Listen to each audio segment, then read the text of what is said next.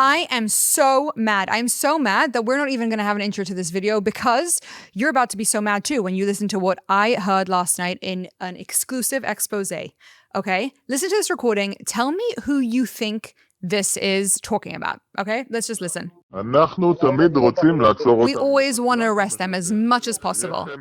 Look at how the internal investigations happen. We stop these schmucks all the time without any sort of... Just put them in cells with the mice. We don't care. Put them with mice.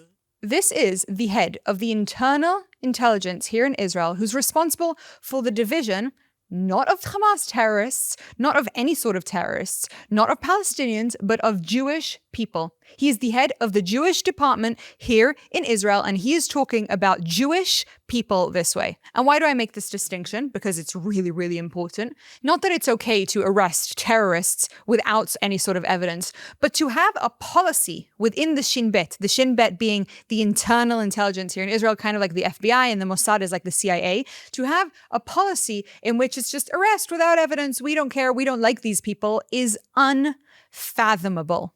And this is something that is now being opened up to the public on a much larger scale. I mean, Qatargate connects to this story. We are starting to discover that our Shin Bet, our internal intelligence, is actually a government organization that believes that it is above the law and it can do whatever it wants to whoever it wants. Now, obviously, when you have an intelligence unit, there needs to be secrecy. And part of the problem with secrecy within an organization is the fact that the public don't get to hold it accountable for anything that it does because we don't know. But suddenly recordings like this are coming out saying that they treat our brothers and sisters, our people in Judea and Samaria like this. They think that because they're under this veil of secrecy, they can get away with doing absolutely illegal things. Illegal. We can arrest people without evidence because we can. What's interesting about this recording, and this is part of a much longer expose, is that the police guy responds to this person, this head of the intelligence group, and is like, I can't arrest them, it's illegal. And he ends up getting arrested, okay? And it wasn't released to the public why he was arrested, but it turns out he was arrested because he wasn't listening to what the intelligence wanted him to do, what the Shin Bet wanted him to do. His daughter released a tweet tonight or a Facebook post or something saying, you guys don't understand, this story is about to break and it's about to get much, much, much bigger because he was just trying to do what was legal. The guy that was arrested is trying to do what's legal, and the head of this intelligence department is saying to him, no, just arrest those settlers. This is part of a mentality in which the internal intelligence acts as if it's above the law, which obviously relates to Qatargate and Shin Bet, which we'll discuss in a second, but more importantly, focuses its energy and its power on Jewish people doing what they believe is right here in our land instead of on the external terrorist forces. It is my belief, my solid and complete belief, that the Shin Bet are responsible for the October 7th intelligence failure. And now we know why, because they're more focused on treating our civilians like dirt, putting them in cells with mice, calling them schmucks and other disgusting things that you'll hear if you listen to the rest of this expose another time. Disgusting, disgusting things instead of focusing on Gaza. They're so beyond focused on hating the Jewish people that they're not focused on our enemy. And it is so unbelievably infuriating that this is the situation that we're in. That our internal intelligence is not doing its job. It's not focusing on terrorism the way that it is, rather focusing on things like getting the police in trouble and getting the head of the police in trouble and investigations into something like Qatargate. More information has now been leaked about Qatargate, and it is becoming so clear that this is a setup. Okay, so you've heard the names Eli Fedelstein and you've heard the name Urich and you've heard about Qatar and you've heard about Netanyahu, but have you heard about this guy called Gilad Shaer? Okay, Gilad Shaer is actually the most important person in the entire Qatargate story. He is a lawyer. He used to be Ehud Barak, who is honestly a self-hating Jew at this point. He was our prime minister about 15, 20 years ago, and Gilad Shaer was his chief of staff. Gilad Shaer is now a leading lawyer. He's opened one of the biggest law firms in Israel, and he is the head of it. He's a senior partner, and he wrote a letter to Futlik. Who's Futlik? Futlik is the Qatari American businessman who was funding Eli Fedelstein, and we know for a fact he was funding Fedelstein. And this guy, Gilad Shaer, wrote a letter saying, it's okay for Qatar to fund people in Israel, government officials, newspapers, etc., because Qatar is not an enemy state. They're allowed to improve their image here in Israel. I mean, the law is pretty simple. If you're an American foundation or something and you want Israeli people to like you or to promote you, you're allowed to pay for that. That's what lobbying does. But if you're an enemy state like Iran, you can't. And although my personal belief is that Qatar is an enemy state, legally they are not. So Footlick receives a legal letter from a top lawyer in Israel called Gilad Sher saying it is okay for you to be funding, for Qatar to be funding people in government, people in the news. Okay? And then this same guy, Gilad Sher, is the person behind the petition to the Attorney General about Qatargate and the petition to the Bagatz, the Supreme Court.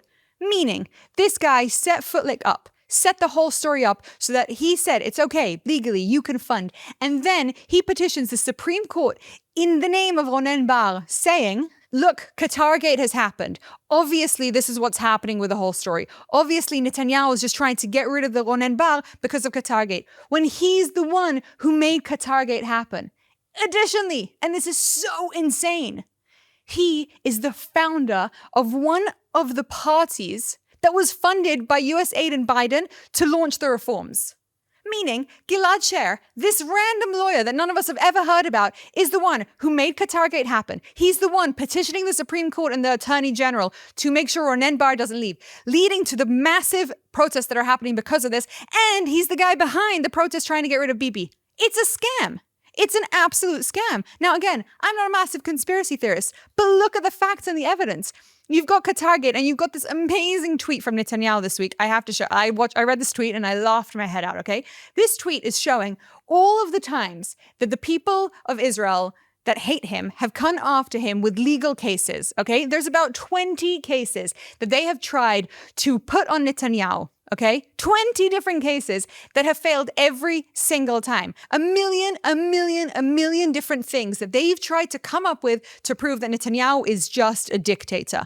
When in reality, it's just fabricated stories, exactly like Qatargate is right now. Look, there is something very, very wrong with the fact that Qatar is funding somebody in the government. Okay, but if the people have received legal documentation from lawyers in Israel saying that it's okay, fine.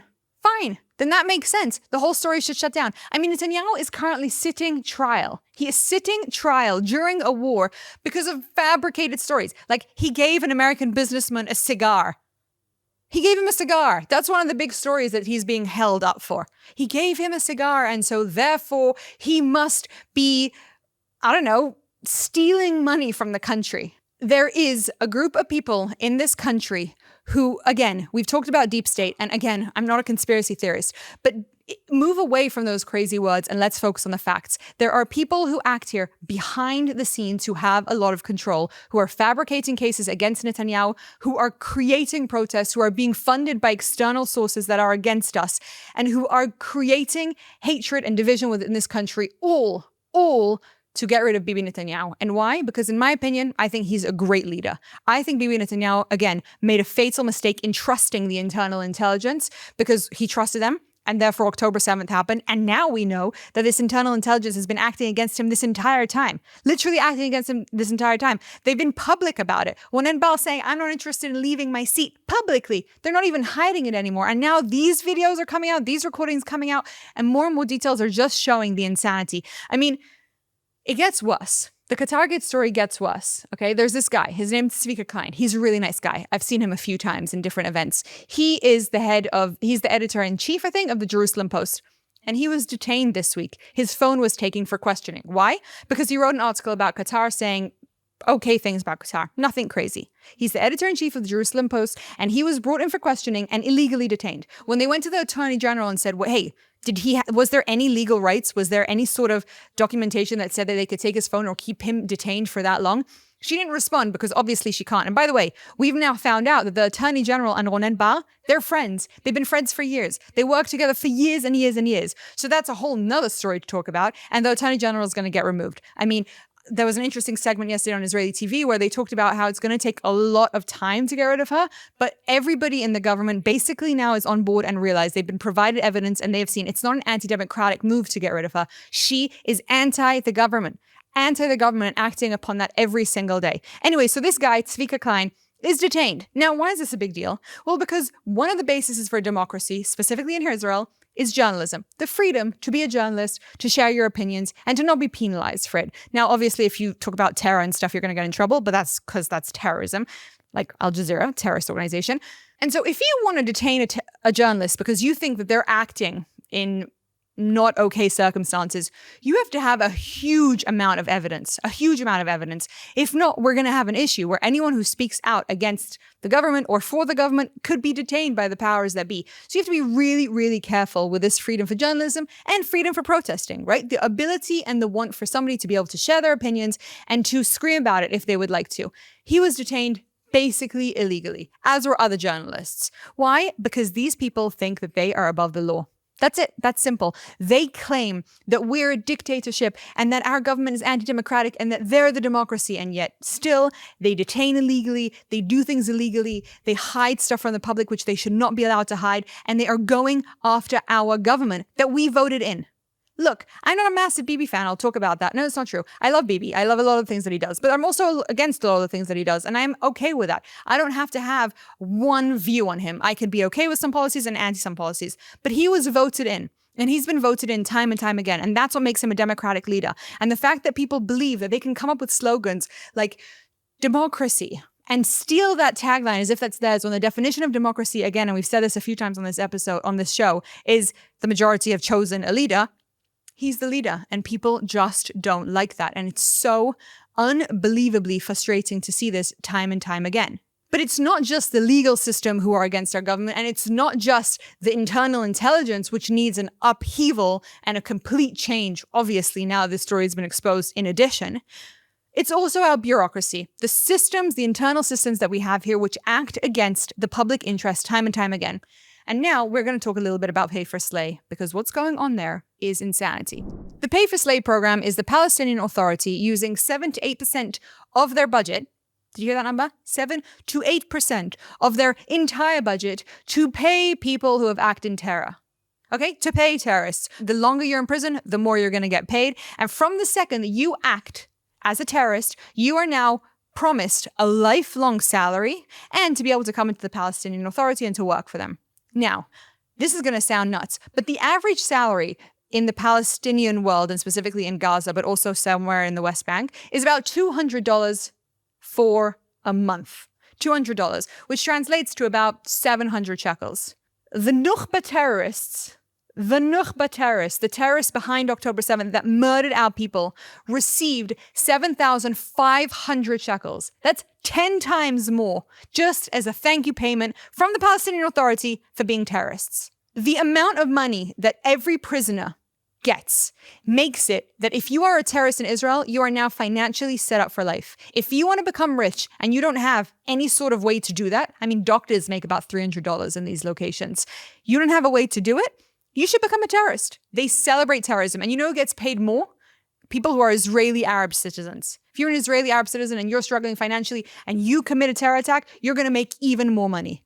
This entire system where the Palestinian Authority, and they've sworn by this, by the way, and they've said statements like, if we only have 10 cents left, that will go towards our terrorists, our shaheeds. They are paying from taxpayer money that Israel is helping them to transfer. They are paying terrorism. I mean, it is deranged and it is insane. And it's something that doesn't happen anywhere else. Could you actually imagine what would happen in America if you found out that the people behind 9/11 now got a salary from the American government? Could you imagine the uproar? So that's what we're seeing here in the country. Now, in 2018, an act was passed called the Taylor Force Act was passed because an American was killed by terror, in which the PA was basically forced to stop transferring the money. So don't worry. They didn't actually stop. They just created a loophole and created a new organization and they started to fund. And the PA are the people, by the way, being proposed to lead Gaza. I mean, right now, the plan for Gaza is to try and remove as many people as possible, etc. And Israel is going to be annexing more and more land. But we'll get to that at the end of the episode when we talk about what's happening in the war. But for now, what you need to know is that the PA, who many people are proposing as the leaders, you know, the Democratic Palestinian group who support terrorism, they should become the leaders of Gaza because they're just such safe people. You know, they just have such good values. They, the ones who use almost 10% of their annual budget to support and fund terrorists to continue propagating terrorism within Israel, They're the ones who should lead Gaza into the new dawn, into a new light. Of course, that makes so much sense. But because it's become clear that the bureaucratic system has managed to get around the loopholes and continue to pay terrorists, so they've basically said, okay,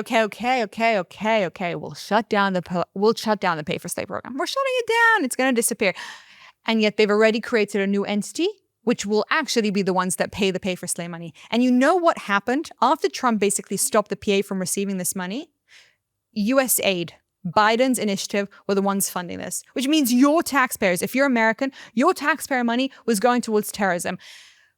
This episode is making me nuts. I mean, the news this week is making me nuts. It's infuriating and it's unacceptable. So now, at the beginning of the war, the head of finance here in Israel basically said, okay, enough's enough. We're pausing all money to the Palestinian Authority. Why? Because they're clearly paying these terrorists. They're paying these terrorists. Meanwhile, our heroes aren't getting this amount of money.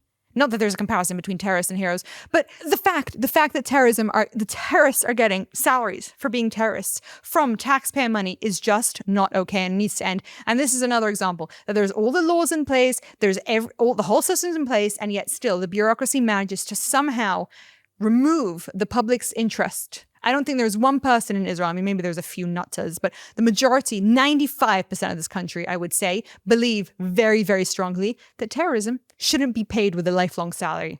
It shouldn't be a smart financial decision, like it would be to go work in a high law firm to become a terrorist. So that's for the bureaucracy. Okay, so we've got this pay for slay program, which is beyond deranged, absolutely insane. And there's an interesting book about it, which I hope is going to get translated to English soon by a friend of mine called Lital Shemesh. It's called Kama Shave Yehudi Met. How much is a dead Jew worth? I mean, that title is harrowing enough. And this book is a must read for everybody who speaks Hebrew. And if you don't, I'm hoping that it will translate. And I'll share that with you if it ever does get translated. So we've got the pay for slay and we've got Qatargate going on. And we've now got this insane expose on the internal intelligence systems here in Israel. But Israel does everything with a little bit of a sense of humor. So I love this. This week was April Fool's, as everybody knows, and I have made my husband swear that he never, ever, ever plays a prank on me because I don't do pranks. But Simcha Rotman, the guy behind the reform, played an amazing prank on Israel in which he proposed a day. Like, he posted on his Twitter or his Instagram, wherever he posted it, like this kind of legal proposal, basically saying that he wants to have a day in Israel that we celebrate the end of democracy as it is. Again, making fun of all those people because he's the guy behind the reform. And the reform, as we've discussed, is a legitimate attempt to try and limit the amount of power of these groups, these legal groups, these bureaucratic groups who think that they can control the government despite the government being chosen by the people. So we've got him. And we've also got Netanyahu trolling the living daylights out of Israeli people when he made a video, as you might be aware, that Pesach is coming, which is the holiday of redemption and spring cleaning. Okay, we do a lot of cleaning. It's really annoying. We clean everything out of our house. And so there's this video of Netanyahu cleaning. I don't even know where he's cleaning. I don't think he's ever used a hoover before in his life, but he's cleaning and he basically says the cleaning is not going to stop after Pesach, meaning they're working very hard to clean out of Israel all of this illegal behavior, as they very well should. But talking about Netanyahu and things that are illegal, so you all know he's still on trial, right? For these insane cases. And I recommend, like, open ChatGPT up, ask ChatGPT why Netanyahu is on trial and just see how ridiculous these arguments are. I mean, one of the reasons that he's on trial is because he's paying the media to paint him favorably. And if you've ever looked at Israeli media, I can promise you, ain't no one painting him favorably. It's just not how it works. But this week, Netanyahu head to Hungary, okay? He is in Hungary, in Budapest, with the head of Hungary. And this is really interesting. Why? Because you may remember a few months ago, the ICC decided that Netanyahu is a war criminal, as are the leaders of Hamas, as is Yoav Gallant, who was the head of defense back then. He's a war criminal, and therefore, if he arrives in any of the countries who are aligned with the ICC, who are signed into the ICC covenant or whatever it is, he could be arrested. And many countries came out saying, okay, we are going to have to agree to this. But Hungary did not. Hungary basically was like, this is rubbish, I'm not interested. And an hour before Netanyahu landed there, they said, we're leaving the ICC. And we can expect many other countries to follow. And this is a very, very clear reason why Netanyahu left Israel in the middle of the war to go to Hungary. Simply because this ICC thing is on his head. It's on his head and he can't go anywhere. And as the leader of a country, he needs to be able to travel. He needs to be able to continue his diplomatic relations. So this is another show of this new image that Netanyahu is portraying. This kind of fighting against the powers that be that want to bring him down. In many ways, he's trying to play a little bit like the strong underdog, which is ironic because he's the head of the country. And so don't fall for it. He's no underdog in any way, but he is being persecuted by a lot of different people in the world, and it's not fair and it's not right. So that's why he's in Hungary.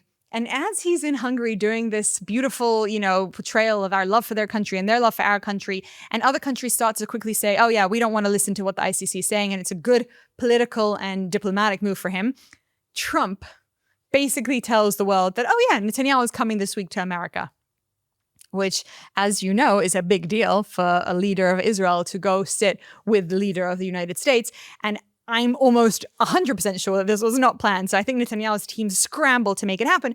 And one of the things to leave the country that he needs to do is to get permission to miss his trial. Now, if there is any reason that a prime minister should miss a trial date, it's probably to go meet with the biggest leader of the world, the free world. Like meeting with the United States president, meeting with Trump to discuss crazy things that are going on, and we're going to talk about that in a second, would be a good reason. And guess what? The judges said, no, it's not a good enough reason. You have to come back by Wednesday. I mean, again, look. Do you actually think that debating whether Netanyahu received cigars or if he gave money for favorable media coverage is more important than meeting with the leader of the United States? Well, some people think so because they're a little bit.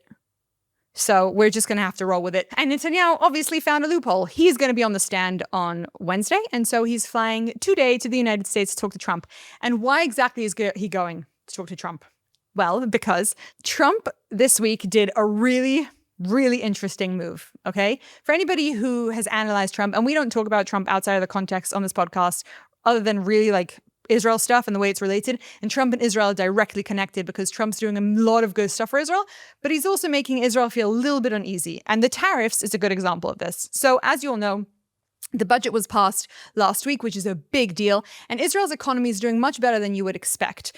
There are many problems in the economy, and those problems are probably going to show themselves in a few years from now. But right now, with the new arms and the tech department and everything that's going on in the country, we're doing okay economically. This budget was passed, and then randomly, Smotrich, the guy in charge of finances in the government, announces that we're removing, which was really weird, all of our taxation on America. So all of Israel was like, wait a second, can I get Amazon packages now for free? Because obviously that's the most important thing. And people were confused about this. And then 2 days later, we heard that Trump announced that he's slapping tariffs, taxes on all countries that America does trade with. High taxes. I mean, I think Israel's number is at 17%, which is a massive, massive deal for Israel's economy because we have about $14 to $20 billion worth of exports to America. And if you start taxing that, everything changes. The prices go up in America. And this is obviously part of Trump's like America's first, making America a superpower thing again. But another part of this, and this is what I believe quite strongly, is Trump's trying to kind of level the playing field here. He's trying to make it that countries have to come to him, hoping that he'll remove the tariffs, and that puts him in a very, very good negotiation position. And as you can see, within a few days of this announcement going public, Netanyahu's whisked to America to try and get him to remove the tariffs. My personal take, and next week we'll see if I'm correct, is that Trump's going to announce that he at least significantly removes this because we're their allies and he doesn't have any need for this. But it puts Israel in a position that we have to ask more favors from Trump. And I think Trump likes that. I think it puts him in a good power position against Netanyahu. So Netanyahu is going to discuss that. He's going to discuss Turkey and Israel relations because everything that's happening with Turkey is a little bit precarious right now. It seems to be that they're supporting Syria, and Syria is complicated because of the Russian implications, and America obviously has an interest in Russia staying in Syria. So there's a lot of different things going on over there, and Israel needs to make sure that America and Israel are aligned on that. So they're going to discuss that. They're going to discuss Iran and what's happening with the nuclear deal and what we're going to do in the case that Iran decides to basically disregard, which is what it's looking like it's doing right now, everything to do with that and move forward with their nuclear deal, which would be a real problem. They're going to discuss probably anti-Semitism because Trump has done an amazing job at basically saying to the universities who have supported anti-Semitism, which in my opinion is a form of Jewish terrorism, like, oh, we can just hate and kill Jewish people, like that's totally normal thing, normal form of discourse on a university campuses. So that's been slashed. And obviously Trump's gone after the Houthis who continue to fire rockets at us. And this week it was exposed that the Houthis are really don't have a lot of missiles left, which is amazing. But Trump is going hard at the Houthis, which is positive. Anyway, so it's going to be a very interesting meeting and I'm excited to see it. And this is just a fun video that I saw this week and I thought it would be really hilarious to share. Watch this. CNN is being accused of making Trump's face more orange. So if you watch this video, it's hilarious. Look how orange Trump looks. He looks so orange. This is from the CNN. And then if you go to Fox, look at the color of his skin. It's not orange. Look, orange. Anyway, so CNN's getting in trouble for, you got one orange and you've got one normal color. They're getting in trouble for this because it's just an example of how the media can do really, really subtle things to create images in our head. And that's what we see here in Israel all of the time. All of the time, just anti-Netanyahu rhetoric, anti-Trump rhetoric in America. We see this kind of idea. I mean, you've got Marine Le Pen, who was running for president in France, also getting in trouble. And you're seeing this kind of movement of the media to try and take down in any way possible leaders of the right. And the truth is, it's a problem. We know it's a problem. We know the media is a problem. The conversation of free media, of free speech, of people being allowed to share and do what they want, the ability to protest, which we see something that happens here in Israel a lot. All of these freedoms are in question, specifically now, right, with this Qatargate, with this journalist being detained, and with like how much is the media supposed to portray? I mean, there's being laws proposed at the moment to remove government funding from media, because should the government be funding media that's anti-government? All these questions are complicated. And me as a person, I'm very pro free speech. I think I'll be till the end of my life.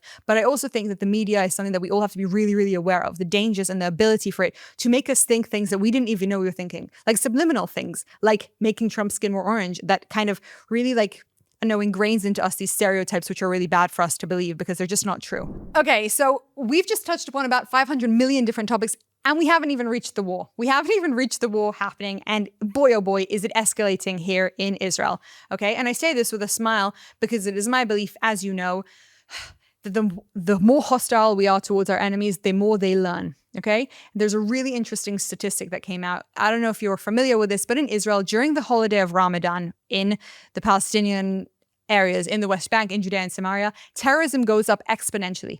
This year, terrorism is down 80% during Ramadan. And there's one reason for this, and one reason only. The military is actually doing its job, and people are scared to act like terrorists, which is a great thing. If we leave the West Bank for a second and talk about Gaza, there's a lot of stuff happening. The military operations have really gone up a notch with a new corridor being taken over. Now, what are these corridors and why they're important? Well, they're really kind of the boundaries. If you look at this image, you can see that we have 3 corridors now, the new one called Marag, and this kind of splits off Rafah. Rafah being the area that they can smuggle in and out, where we believe a lot of the hostages are located, but they can smuggle to Egypt in and out. We have the Philadelphia corridor, which has been an area of a lot of contention, but we've now taken over another corridor.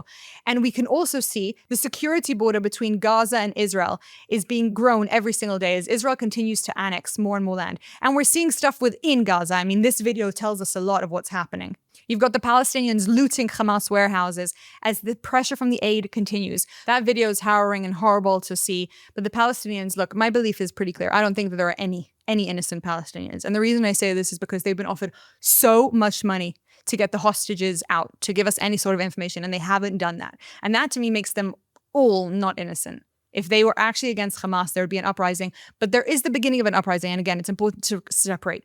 They might be against Hamas. That doesn't mean they're pro-Israel. They are not pro-Israel. The majority of these people do not like Israel. But we're moving forward with plans to annex Gaza. Israel's taking over more and more of the land. We're really, really attacking the living daylights out of different locations that are associated with Hamas, as it should be. And the people from within Gaza are starting to uprise to some degree, which is also really important. We're removing a lot of Gazans in mass evacuations from different locations. We're taking out a lot of their leadership. We're targeting specifically people who are behind propaganda, behind money, behind terrorism, rockets, etc. happening within Gaza.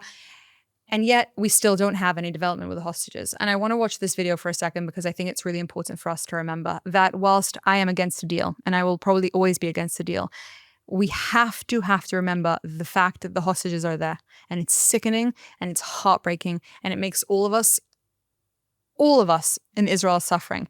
This month is the month of redemption. This month we celebrate Pesach, Passover, the holiday of becoming free from slavery. And in this very eloquent speech, Liri Elbag talks about how they were slaves last year and there are still 59 slaves in Gaza. And we have to remember that. It's very easy to become intellectual about the arguments. It's very easy to focus in on what's right and what's wrong. But at the end of the day, we just have to remember that there are 59 hostages that still need to come home. And it's heartbreaking. I don't think it's the government's responsibility. I think it's Hamas's responsibility. And I'm happy about the way the military is moving forward with their plans. But at the end of the day, it's still sickening. I want to talk about another phenomena that is sickening, which is this media obsession with the hostages. Look, they've come home and they're heroes, and we've all been so invested in them that they feel like celebrities to us. They feel like we know them. But these are people who have just been through hell. They have been through hell and back and being thrown into the public light. Look, if they want to become public, if they want to use their platform, that's their ability, their job, their responsibility. They can do what they like. But us, the media, becoming captivated with stories like, did Mia Shem get engaged or not? Turning them into gossip items is unacceptable. Hostages are not there for our entertainment. They are there for us to support in any way possible. They are our heroes. They are not our celebrities, and we have to make an important distinction. And on this note, I just want to wrap up with this amazing video. You know, Israel is known for its politics and its war. And when you look at the media, all you hear about Israel is this negative, crazy stuff. But when you come to Israel, Israel's the most amazing place in the world. There's no better place. And I love this video for this exact reason. This is a celebrity in Israel. He was actually competing with Yuval Rafael for the Eurovision. His name is Nati Levian. He uploaded a video of him singing with his younger sister. It's gorgeous. It's amazing. I absolutely adore it. And guess who else adores it and loves it? Justin Bieber, who reposted this. And this is a big deal because when we have celebrities taking Israelis out of the conflict and just praising them for their abilities, it reminds us of the fact that we are such a talented country. And in the video, you have so many comments being like, oh, we didn't know that Israel does this. We didn't know. We had no idea that this is the norm here. Let's just watch for a second. I want to talk about it. Don't you think that she's so cool? Kicking back on the couch, making eyes on the coast. Wait, I think I've been there too. Isn't that amazing? First of all, how talented is he? Amazing. But more importantly, the comments on this video just talked about, we didn't know Israel created such talent. And that's what on the note that I want to end with. Israel is always remembered for its negativity and its hate and its politics and its war and its crimes and all of those things. But there's so much good that comes out of this country. There's so much musical talent. There's so much artistic talent. There's so much beauty. There's so much love. And that is what Israel is about. The love, the happiness, the connection, the fight for truth, the fight for us to be able to celebrate our families without the fear of war and death. And that is what this war is about. With all the terribleness, with all the horror, with everything that we've had to endure as a country, there is a brighter time coming. And people recognizing that is just amazing. And on that note, I'm Meira, and we will see you here next week.